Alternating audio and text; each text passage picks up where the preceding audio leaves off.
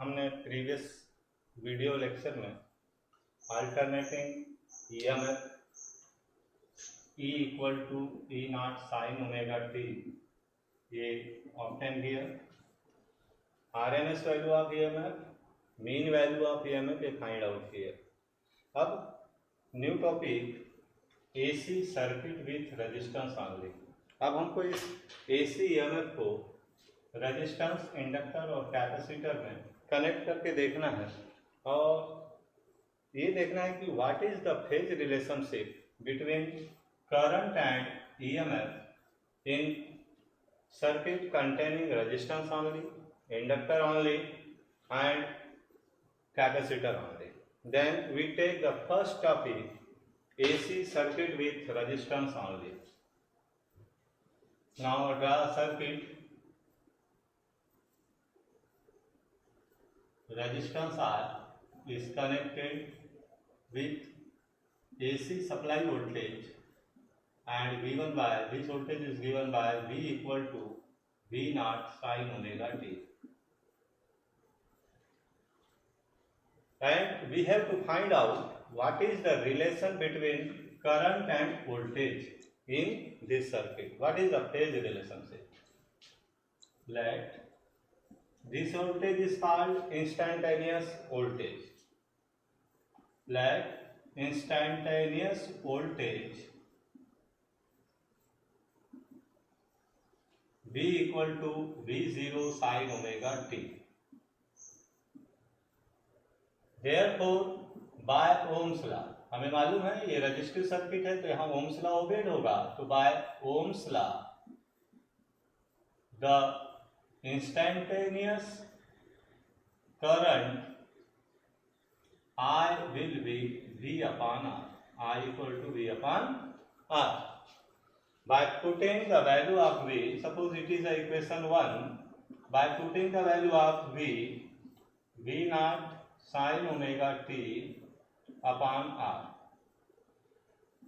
This V0 upon R is written as I0, I equal to I0 sin omega t. It is equation number 2, where I0 replaced by V0 by R called peak value of current. Peak value of current. ये current की peak value होगी। ये simple derivation Ohm's law से ला लिया। अब हमको इसमें यह बताना है कि रिलेशन क्या है करंट और वोल्टेज से। तो एक ग्राफ प्लॉट करेंगे। अब इस ग्राफ में आप ये देखें, इक्वेशन 1 से V की जो वैल्यू है वो साइन कर्व के अकॉर्डिंग में from equation 1 and 2 it is clear that current and voltage are in same phase. कैसे मालूम? यहाँ भी साइन का एंगल ओमेगा टी है, यहाँ भी साइन का एंगल ओमेगा टी है। मीन्स करंट और वोल्टेज सेम फेज में होते हैं। कब? When only resistance is connected with AC source. तो एक इंपॉर्टेंट पॉइंट मालूम हो गया हमको कि in a purely resistive circuit, current and voltage are in same phase because having same phase angle omega t. अब इसको ग्राफिकल भी रिप्रेजेंट कर रहे हैं, तो सबसे पहले मैं वोल्टेज को रिप्रेजेंट किया। ये जो कर्व है ये वोल्टेज को रिप्रेजेंट कर रहा है, V वोल्टेज, और यहाँ पर इसकी मैक्सिमम वैल्यू है V not represented instantaneous voltage. Current को रिप्रेजेंट कर रहे हैं तो करंट के लिए ये कर्व ड्रा होगा, ये भी साइन कर्व है, इक्वेशन 2 से दिख रहा है हमें। इक्वेशन 2 में भी I equal to I0 sine omega T आया, तो ये भी साइन कर्व स्टार्ट होगा 0 से मैक्सिमम देन 0 इस टाइप से। यहाँ 0 आगे एंगल, ये पाई 2 पाई इस टाइप से चेंज होगा। हमने करंट का मैग्नीट्यूड कम रखा है। क्यों रखा है? ये करंट का मैग्नीट्यूड कितना है? यहाँ पे करंट का मैग्नीट्यूड I0, V0 बड़ा है। ये वाला जो पीक है ये हाई पीक का है और ये लो पीक। क्यों? क्योंकि I0 equal to V0 upon R means क्या हुआ? From this relation it is clear that the peak value of current is smaller than peak value of voltage, इसलिए इसका ग्राफ नीचे से आया। तो ये रजिस्टिव सर्किट में आपको आउटपुट क्या मिला कि current and voltage are in same phase. Now we discuss another AC circuit containing inductor।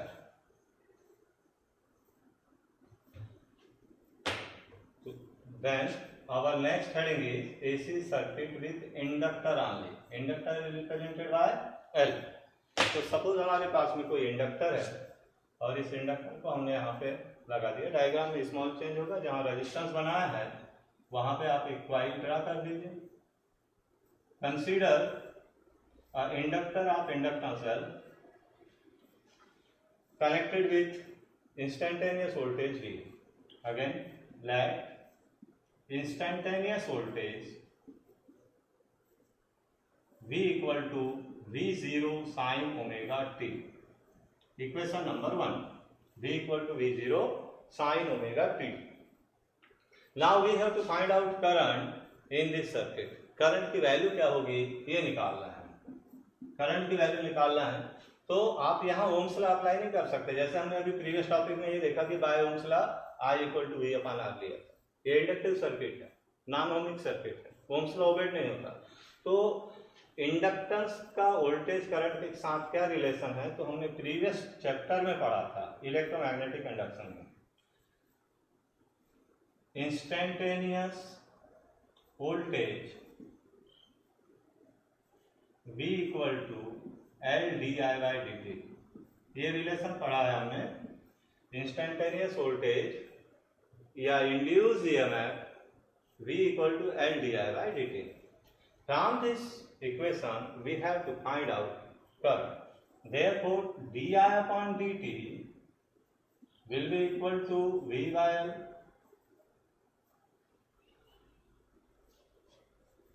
Then di equal to V upon L into dt।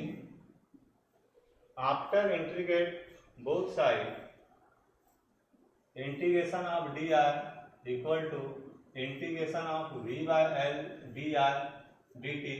Integration कर दिया दोनों साइड। इंटीग्रेशन और डिफरेंशिएशन टर्म्स कैंसिल हो जाती हैं तो यहाँ केवल I आएगा। I equal to integration of V की वैल्यू हम क्या पुट कर दें V0 sin omega t upon L dt। V0 by L common आ गया, कांस्टेंट है। अब इंटीग्रेशन होगा साइन ओमेगा t का, तो साइन ओमेगा t का जो इंटीग्रेशन होता है आपने पहले भी पढ़ा है minus cos omega t upon omega. यहाँ कोई लिमिट पुट नहीं करना है, minus cos omega t upon sine theta का माइनस साइन कॉस थीटा होगा और एक्स्ट्रा फंक्शन को अपान में लेते हैं। मीन्स एक्स्ट्रा फंक्शन जो होते हैं वो differentiate at denominator. Okay, means अब इसको थोड़ा सा अरेंज करें। V0 बाय ओमेगा L, इस ओमेगा को मैंने इधर ला लिया और यहाँ पर ये माइनस कॉस ओमेगा t है, minus cos omega t। Omega L is replaced by XL। XL means inductive reactance, cos omega t। Again V upon something means the resistance of inductive circuit is called impedance। So XL is known as inductive impedance, means it can be replaced by minus I0 cos omega t। I equal to minus cos omega t, equation number 1, equation number 2। Or in other hand, it can be written as I equal to I0 sin omega t minus pi by 2। Sin omega t minus pi by 2 is equal to of minus cos omega t।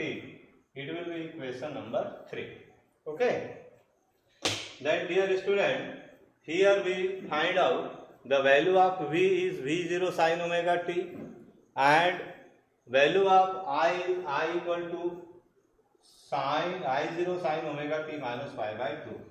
From equation 1 and 3 it is clear that the current is lag behind the voltage by 90 degree in phase. इसका मतलब ये है कि जो current है वो 90 degree phase में पीछे चल रहा है। आपको डेरिवेशन पूरा समझ में आ गया होगा। हमने V equal to L d i by d t लिया, तो डी आई की value V by L integrate किया, आई आ गया। सिंपल प्रोसेस है, कास का cos omega t by omega होगा। यहाँ पे क्या चेंजेस किया हमने, ओमेगा एल को एक्सएल बोला और V जीरो अपॉन एक्सएल को ये ले लिया। ये इक्वेशंस है यहाँ पे। वेयर ये लिख दे रहे हैं, where I zero equal to V zero by XL peak value of EMF, peak value of current, peak value of current and XL is omega L inductive reactance, inductive reactance. तो inductive reactance की value कितनी आई, omega L. जैसे मैंने अभी पिछले video में बताया था कि इंडक्टिव रिएक्टेंस ओमेगा एल हम फाइंड आउट करेंगे। तो यहीं से आप देखिए V जीरो अपॉन समथिंग, तो करंट के टर्म्स में V अपॉन समथिंग क्या होगा, उसका रेजिस्टेंस होगा, रेजिस्टेंस या रिएक्टेंस होगा। तो यहाँ पे रिएक्टेंस कितना होगा, ओमेगा एल। ओमेगा एल को हमने किससे रिप्लेस किया, एक्सएल से। That therefore XL will be omega L, inductive reactance. अब हम ग्राफ प्लॉट करके देखें, इसमें रिजल्ट क्या है वो मालूम है। रिजल्ट में I की वैल्यू और V की वैल्यू में फेज डिफरेंस जो फाइंड आउट हुआ है वो 90 डिग्री का है। That mean when we apply the instantaneous voltage V equal to V not sine omega t, then in inductive circuit we get the instantaneous current is I equal to I0 sin omega t minus pi by 2 or 90. Equation number 2. Its statement is that the instantaneous current lag behind the voltage by 90 degree in phase. 90 degree in phase. The graph, what will be the graph? तो एक simple graph पहले plot करते हैं हम लोग। ये x axis है और ये वाई एक्सिस लिया हमने, Y axis X axis. Voltage को डिफाइन कर रहे हैं, तो वोल्टेज, ये वोल्टेज की टर्म्स होगी V। क्यों, क्योंकि आप देखें यहाँ पे फेज रिलेशन ओमेगा टी का है, तो ये जो एंगल होगा वो ओमेगा टी का V। और करंट 90 डिग्री पीछे, 90 डिग्री पीछे है, तो ये अगर V है तो करंट का जो स्लोप होगा वो 90 के एंगल से आएगा। मीन्स इस डायरेक्शन में करंट आएगी, ये करंट का डायरेक्शन हो जाएगा। तो it is the graphical representation of instantaneous voltage and instantaneous current in a inductive circuit. Okay, अब एक साइन कर्व के फॉर्म में भी बना लेते हैं। साइन कर्व के फॉर्म में जो बनेगा वेव फॉर्म,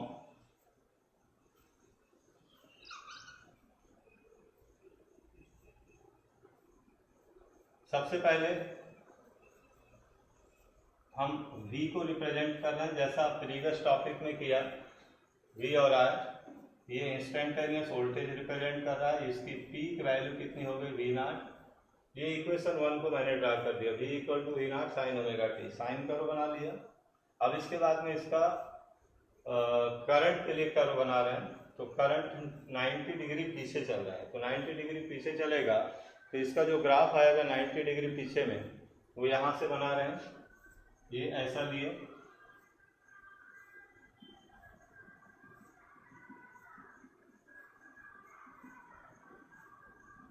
ये देखिएगा, जब वोल्टेज की वैल्यू 0 थी तो करंट मैक्सिमम था, मीन्स कितना, I नॉट था। फिर यहाँ पे ये एंगल कितना है, pi by 2, pi 3 pi by 2, 2 पाई। और जब करंट 0 हुई वोल्टेज मैक्सिमम हुआ, means there will be phase difference of 90 degree. तो this dotted curve represent instantaneous current and continued line represent voltage.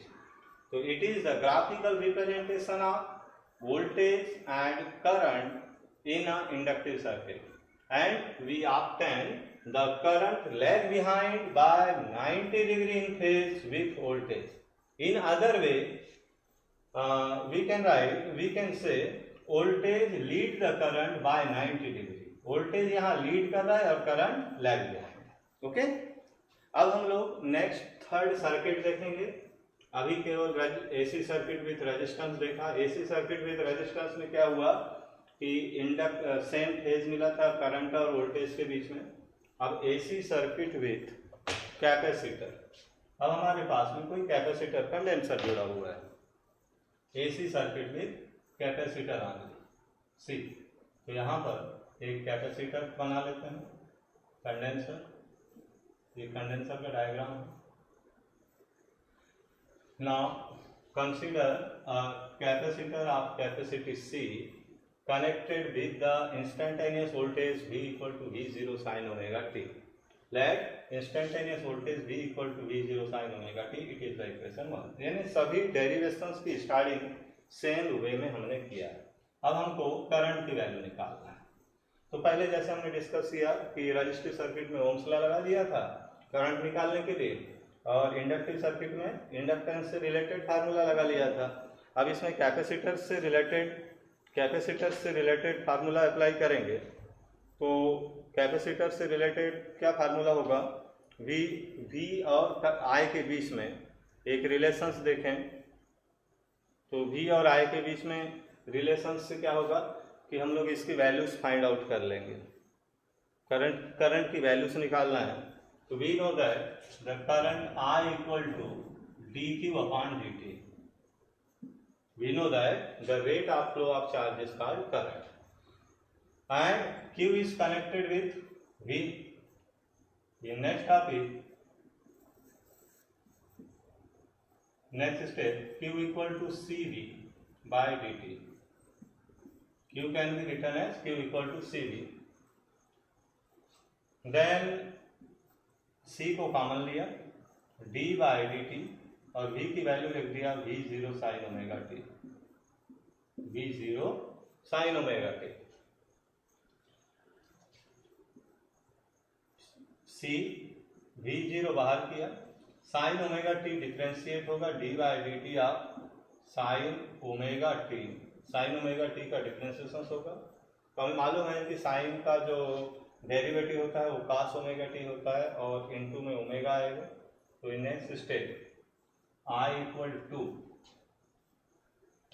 C V0, और इसका जो डिफ्रेंशिएशन होगा omega cos omega t, plus में होता है। साइन का जो डिफ्रेंशिएशन होता है वो प्लस में होता है, और इंटीग्रेशन जब साइन का होता है ना तो माइनस कॉस होता है। ओके, तो यहाँ से ओमेगा c एक साथ लिखा इंटू V0 और cos ओमेगा t। ओके, अब हमें क्या करना है, ये वैल्यू को एडजस्ट कर रहे हैं। V0 अपान 1 अपान ओमेगा c लिख सकते हैं, क्योंकि 1 अपान ओमेगा c लिया तो वो इंटू में टर्म्स चले जाएगी, इंटू cos ओमेगा t। क्यों ऐसा कर रहे हैं, क्योंकि यहाँ की जो वैल्यू है वो करंट के टर्म्स में लाना होता है। I है, यहाँ पे करंट है I, ये करंट के टर्म्स में इसका मैग्नीट्यूड आएगा। ये जो वैल्यू होगी वो मैग्नीट्यूड ऑफ करंट होगी, पीक वैल्यू ऑफ करंट होगी। तो करंट के लिए वोल्टेज के साथ क्या रिलेशन होता है, वोल्टेज अपान रेजिस्टेंस और रिएक्टेंस। तो अपान में समथिंग आएगा वोल्टेज के, तो ये जो इनटू टर्म्स थी इसको अपान में लाया। Now V0 1 upon omega c is written as xc cos omega t। 1 upon omega c को हमने क्या बोल दिया, xc, and V0 upon xc again I0 cos omega t, cos omega t। अब दोनों में क्या रिलेशन देखा हमने इक्वेशन 1 और 2 में, तो इसको ये साइन के टर्म्स में है, कॉस के टर्म्स में है। इक्वेशन 2 इसको साइन के टर्म्स में कन्वर्ट कर लेते हैं, तो I0 sine omega T plus pi by two. सबको मालूम है साइन 90 प्लस थीटा या sine theta plus 90 cos theta होता है, तो आई की वैल्यू ये आ गई। Equation number 3, from equation 1 and 3 it is clear that current lead by 90 degree to the phase, current lead the voltage by 90 degree। यहाँ पे plus आया है, प्रीवियस टॉपिक में क्या आया था, माइनस पाई बाई टू आया था। वहां करंट 90 डिग्री पीछे चल रही थी, यहाँ करंट 90 डिग्री आगे चल रही। तो हमने ये तीन सर्किट, तीनों कंपोनेंट के साथ में देखा कि इंडक्टिव सर्किट में क्या होता है, कैपेसिटर में क्या होता है और रेजिस्टेंस में क्या होता है। ओके, अब इसका ग्राफिकल रिप्रेजेंटेशन भी देखें तो फेजर डायग्राम पहले देखें। ये जैसा भी हमने एक्सिस वाले टर्म्स बनाया था, एक्सिस वाले टर्म्स में